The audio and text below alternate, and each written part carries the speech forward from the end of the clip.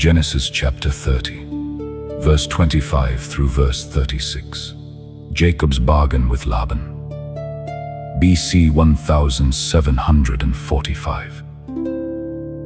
And it came to pass, when Rachel had borne Joseph, that Jacob said unto Laban, Send me away, that I may go unto mine own place and to my country.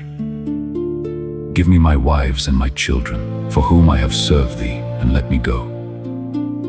For thou knowest my service which I have done thee. And Laban said unto him, I pray thee, if I have found favor in thine eyes, tarry. For I have learned by experience that the Lord hath blessed me for thy sake. And he said, Appoint me thy wages, and I will give it. And he said unto him, Thou knowest how I have served thee, and how thy cattle was with me. For it was little which thou hadst before I came, and it is now increased unto a multitude, and the Lord hath blessed thee since my coming. And now when shall I provide for mine own house also? And he said, What shall I give thee? And Jacob said, Thou shalt not give me anything. If thou wilt do this thing for me, I will again feed and keep thy flock. I will pass through all thy flock today, removing from thence all the speckled and spotted cattle, and all the brown cattle among the sheep, and the spotted and speckled among the goats. And of such shall be my hire. So shall my righteousness answer for me in time to come, when it shall come for my hire before thy face. Every one that is not speckled and spotted among the goats, and brown among the sheep, that shall be counted stolen with me. And Laban said, Behold, I would it might be according to thy word. And he removed that day the he-goats that were ring-streaked and spotted, and all the she-goats that were speckled and spotted, and every one that had some white in it, and all the brown among the sheep, and gave them into the hand of his sons. And he set 3 days' journey betwixt himself and Jacob. And Jacob fed the rest of Laban's flocks. We have here Jacob's thoughts of home. He faithfully served his time out with Laban, even his second apprenticeship. Though he was an old man, had a large family to provide for, and it was high time for him to set up for himself. Though Laban's service was hard, and he had cheated him in the first bargain he had made, yet Jacob honestly performs his engagement's note. A good man, though he swear to his own hurt, will not change. And though others have deceived us, this will not justify us in deceiving them.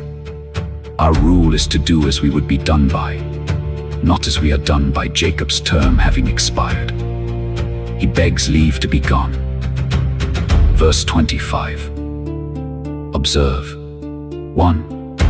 He retained his affection for the land of Canaan, not only because it was the land of his nativity, and his father and mother were there, whom he longed to see, but because it was the land of promise, and in token of his dependence upon the promise of it.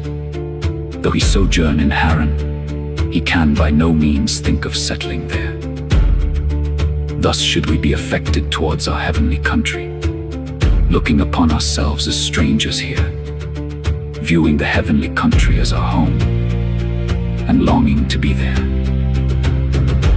As soon as the days of our service upon earth are numbered and finished, we must not think of taking root here, for this is not our place and country. Hebrews chapter 13, verse 14-2. He was desirous to go to Canaan, though he had a great family to take with him, and no provision yet made for them. He had got wives and children with Laban, but nothing else. Yet he does not solicit Laban to give him either a portion with his wives or the maintenance of some of his children. No, all his request is, Give me my wives and my children, and send me away. Genesis chapter 30, verse 25 and verse 26 note, those that trust in God, in His providence and promise, though they have great families and small incomes, can cheerfully hope that He who sends mouths will send meat. He who feeds the brood of the ravens will not starve the seed of the righteous. Laban's desire of his stay, verse 27. In love to himself, not to Jacob or to his wives or children. Laban endeavors to persuade him to continue his chief shepherd, entreating him, by the regard he bore him, not to leave him. If I have found favor in thy eyes, tarry not. Churlish, selfish men know how to give good words when it is to serve their own ends. Laban found that his stock had wonderfully increased with Jacob's good management, and he owns it, with very good expressions of respect both to God and Jacob. I have learned by experience that the Lord has blessed me for thy sake. Observe 1. Laban's learning. I have learned by experience. Note, there is many a profitable good lesson to be learned by experience. We are very unapt scholars if we have not learned by experience the evil of sin, the treachery of our own hearts, the vanity of the world, the goodness of God, the gains of godliness, and the like. 2. Laban's lesson. He owns 1. That his prosperity was owing to God's blessing. The Lord has blessed me. Note, worldly men who choose their portion in this life are often blessed with an abundance of this world's goods. Common blessings are given plentifully to many that have no title to covenant blessings. 2. That Jacob's piety had brought that blessing upon him. The Lord has blessed me, not for my own sake. Let not such a man as Laban, that lives without God in the world, think that he shall receive anything of the Lord. James chapter 1, verse 7. But for thy sake. Note, 1. Good men are blessings to the places where they live, even where they live meanly and obscurely, as Jacob in the field and Joseph in the prison. Chapter 39, verse 23. 2. God often blesses bad men with outward mercies for the sake of their godly relations, though it is seldom that they have either the wit to see it or the grace to own it, as Laban did here. The new bargain they came upon. Laban's craft and covetousness took advantage of Jacob's plainness, honesty, and good nature. And perceiving that Jacob began to be won upon by his fair speeches, instead of making him a generous offer and bidding high, as he ought to have done, all things considered, he puts it upon him to make his demands. Verse 28.